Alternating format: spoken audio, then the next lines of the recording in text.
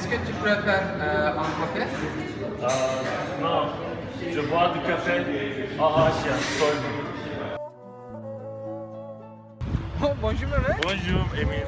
Vas-y, on prend un selfie. Non, on prend le meilleur selfie à Asia seulement. Qu'est-ce que tu as mangé? La boulette d'Asia. Qu'est-ce qu'Aşya? C'est un musée. Hier, j'étais là-bas. Et je n'ai pas le oublié. C'est le meilleur musée que j'ai vu. On y va? D'accord? Taxi. C'est une maison où le célèbre écrivain turc Tevfik Fikret a vécu entre les années 1916 et 1915. Edebiyat jadide a créé par Tevfik Fikret. C'est le premier musée de la littérature en Turquie. Le tombeau de Tevfik Fikret est dans le jardin du musée Archian.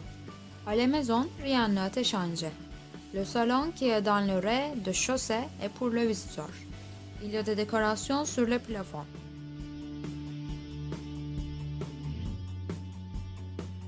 Il y a un portrait sur le mur dont le nom est 6. Ce tableau a été fait par Calife Abdülmecit. Il a offert ce tableau comme un cadeau à Tevfik Fikret. Calife Abdülmecit a été impressionné par le poème de Tevfik Fikret dont le nom est 6. Dans sa salle d'études, il y a un bureau qui est conçu par lui, une bibliothèque, ses déclarations et la porte qui ouvre sur le pont. Ce pont va à Robert College, Université de Boğaziçi.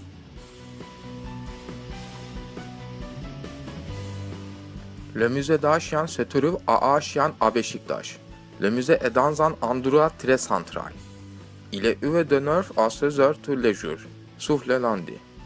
L'entrée est gratuite. La restauration est faite par la mairie d'Istanbul en respectant son apparence vieille.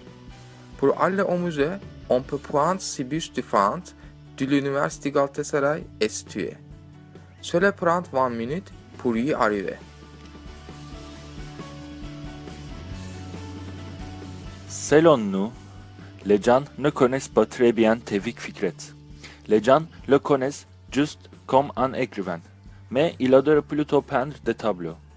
Et même, nous avions pensé qu'il y a beaucoup de poèmes là-bas, alors qu'il y a beaucoup de ce tableau. Cette situation nous a étonnés. Si Tevfik Fikret n'avait pas vécu, le lycée de Galatasaray et l'université de Galatasaray n'auraient pas été là maintenant.